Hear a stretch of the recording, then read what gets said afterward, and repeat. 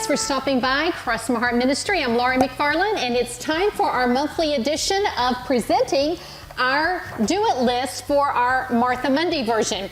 The Do It List is a monthly publication that we prepare here at Cross My Heart to help you manage home and hearth well.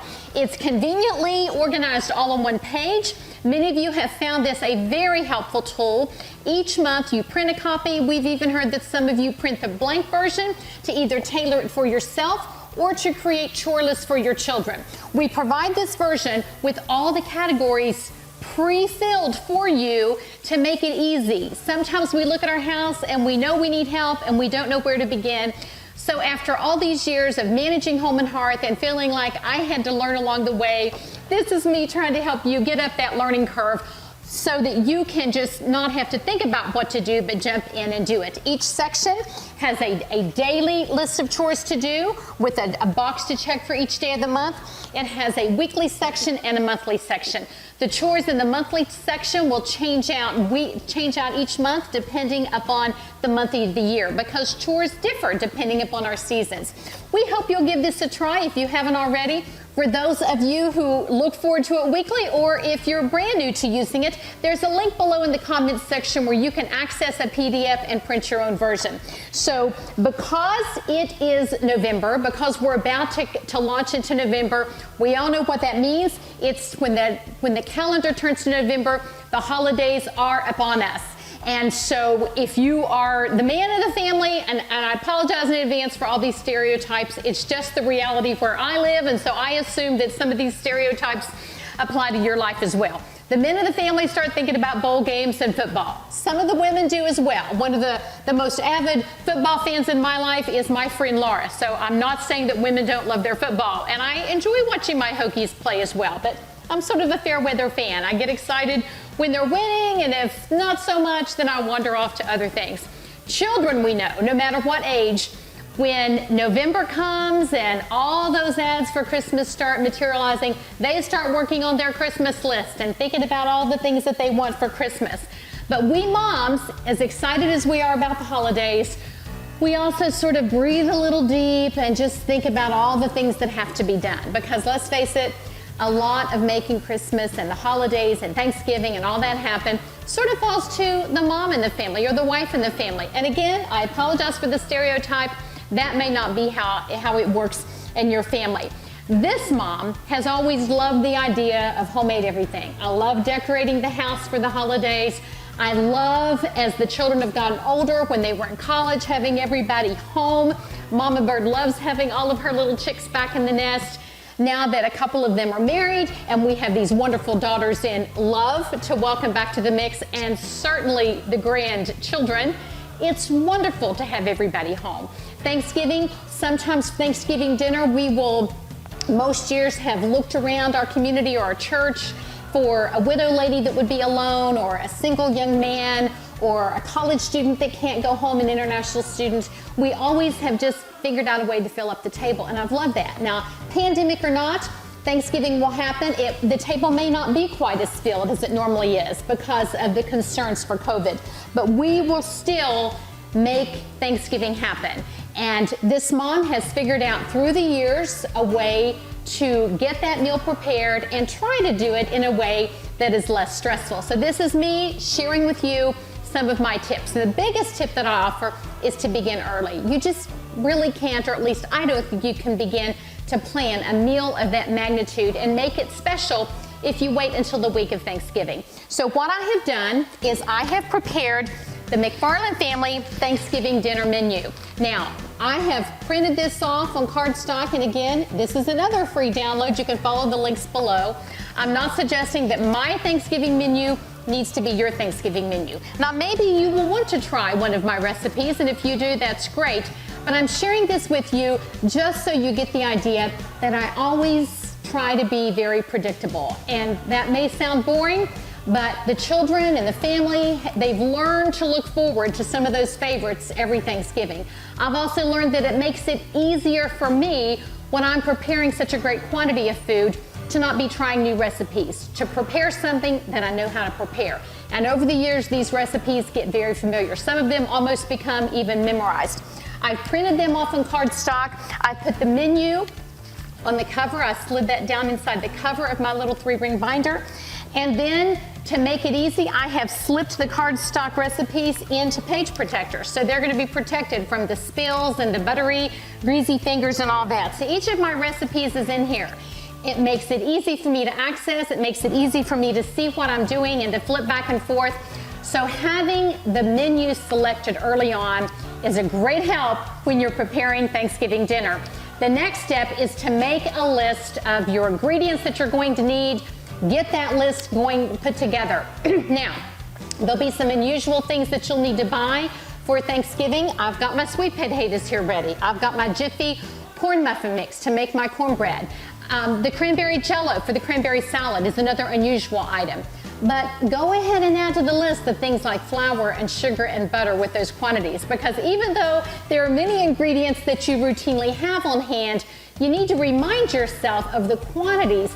The last thing you want to be doing is running to the grocery store on the Wednesday before Thanksgiving in the middle of all that prep. So I work on a very exhaustive grocery list very early on after selecting my menu, make the menu plan, make the grocery list, and then after I have that grocery list prepared, I can check my pantry, I can check my freezer, I can check to see what I have on hand, and I know what I need to go and purchase.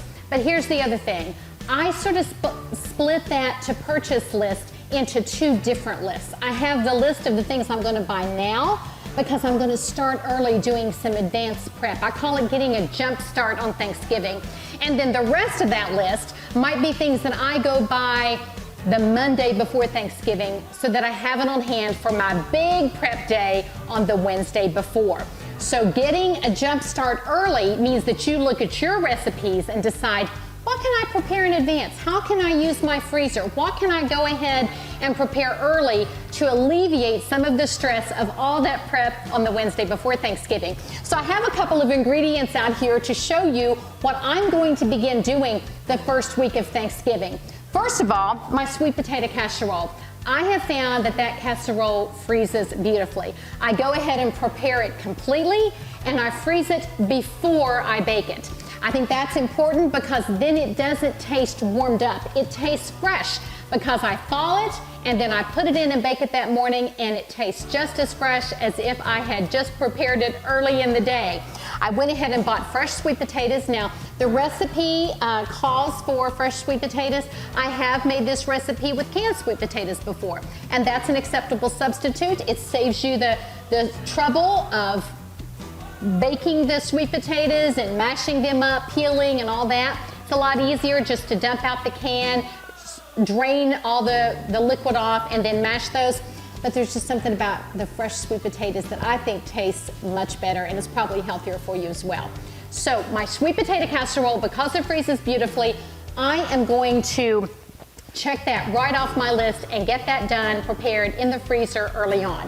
Now, my Thanksgiving dinner menu includes cabbage salad, cranberry jello salad, sweet potato casserole, green bean bundles, holiday potatoes, sausage cornbread dressing, smoked turkey, almond pumpkin chocolate chip muffins, derby pies, and pumpkin cheesecake. Now, there have been years that I've made every single one of those things. Some years, depending upon whether it's our year to have the married children back in the house, I may decide, I won't do holiday potatoes this time. I'll just do sweet potato casserole. Or maybe I'll just offer 2 desserts instead of 3. But by and large, often I end up giving in and just doing all of it, because it's wonderful to have all those leftovers throughout the weekend when I have a house full of company, and I just enjoy doing it all. You don't have to do it all though. You may pick and choose. And again, my menu changes a little bit depending upon how many we're going to be having. In a COVID year, maybe I will lay off doing some of this. And so we'll just see. But I always do the sweet potatoes because the family loves them, but also because they freeze so well. The other thing I'm going to do this week is begin the prep for my sausage cornbread dressing. It calls for cornbread crumbled up, and rather than making homemade cornbread, I love the shortcut of just making the Jiffy mix. So I grabbed a couple of these boxes. I'm going to whip that up later this week and get that already measured out. I'll go ahead and crumble the cornbread, measure out how much it calls for, have that stocked away in the freezer for that Wednesday that I assemble the stuffing, the cornbread dressing to bake for Thanksgiving Day. Now, another little side note, the Jiffy Mix makes a little bit more than what is needed for the recipe. So the day that I make this, I also usually plan to go ahead and prepare chili for dinner that night. And then I've got the leftovers to serve with chili for Kevin and me or whoever happens to be home that night for dinner. So that's just another little tip where you sort of get a 2 for 1 there. The point is, go ahead and look at what you can prepare early on your recipe, and as much of that as you can prepare early, go ahead and do that. My sausage cornbread dressing calls for 1/2 pound of sausage and diced onion and diced celery. So what I usually do, rather than use half a package of sausage, I double that recipe. And I go ahead and brown the whole pound of sausage, double up the onion and the celery, because I don't really buy celery that often, so if I'm gonna buy a whole bunch, I might as well get my money's worth and do it all. The value of going ahead and having all that mess done, and not that mess of all the grease with the sausage and all that, and dicing up all that, it just is a time saver to dice it all and do it all once. I go ahead and cool that, drain that, have that all ready, and then I'm a jump start ahead even for Christmas, because we do a lot of this same meal prep for Christmas dinner. So I have that in 2 separate containers for freezing, and I use half of the sausage, onion, celery, butter mixture for Christmas, and then I use the other half for Thanksgiving. So that's just another little tip there as well. My pumpkin almond chocolate chip muffins that are such a favorite, well, I've already prepared those and they're already in the freezer. So as you look at your recipe, as I look at mine, try to evaluate what you can do early and go ahead and stock that away in the freezer. I like to make my own pie crust and roll those up into little balls and wrap them in saran and put them in a freezer safe freezer bag and freeze those. But take shortcuts if you want. There's nothing wrong with buying a prepared pie crust and unrolling that and using it. Instead of making the cabbage slaw, maybe you just want to splurge and buy one of those pre-packaged mixes. Do whatever works for you. I'm just sharing some ideas that I hope will spur you on to get you started. Now, we do as much in advance as we can. We absolutely check that list twice to make sure that we absolutely, under no circumstances, go to the grocery store on Wednesday.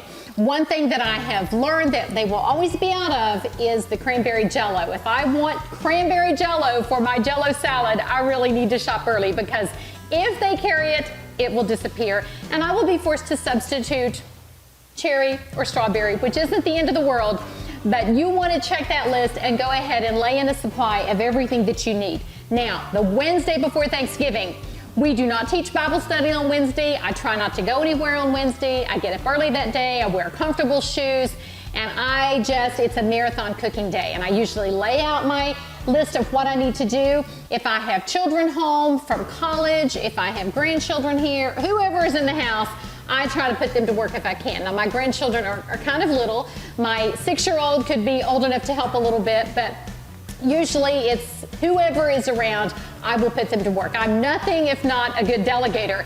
If I could figure out a way to bribe the UPS man with a muffin to get him to come in and help, I would probably do it. So I am not afraid of delegating, and that time in the kitchen preparing, have some music going, is a fun time. That also makes memories, and I think the meal that you've prepared or helped prepare maybe is all the more delicious because you were helping get it going and helping prepare it.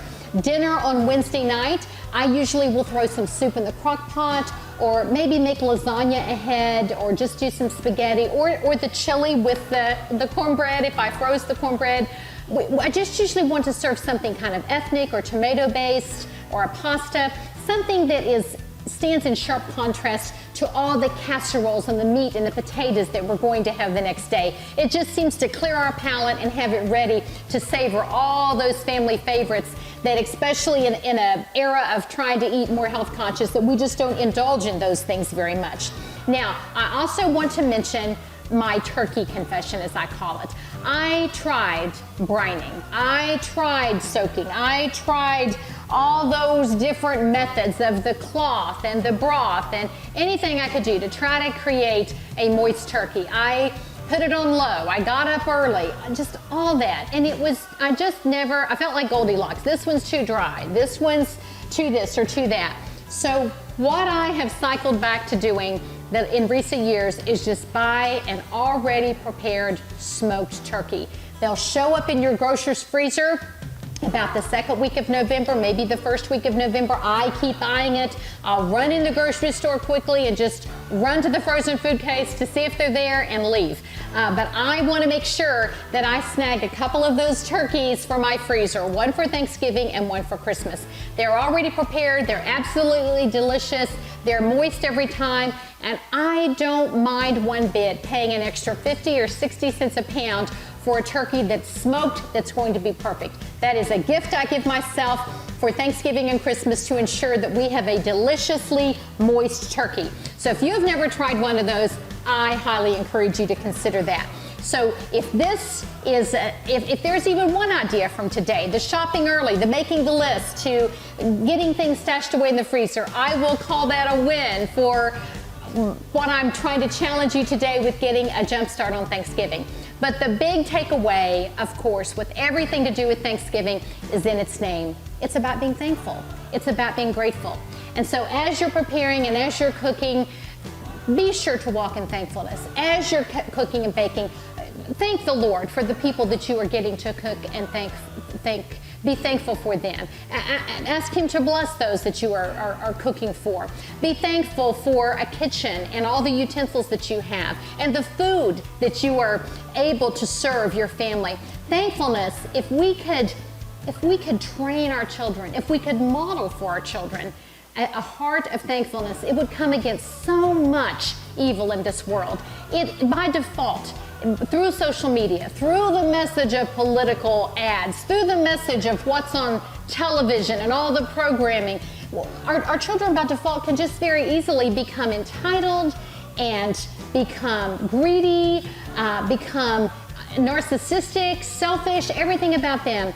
But a heart of thankfulness can come against all of that. As we walk in a grateful heart, it makes us realize that every good and perfect gift comes down from above, that everything we have is the result of God's goodness to us and His provision. And that should make us not become pompous and arrogant, but to hold what we have with open hands, to realize that everything we have was given to us by God, and we should hold that very loosely and see everything that we have as a resource to be used to bless other people. We can pray that our children will have thankful hearts. We can pray that we would have thankful hearts, and we can pray that God would help us to model that. You see, I've learned through the years that God always makes me eat what I serve.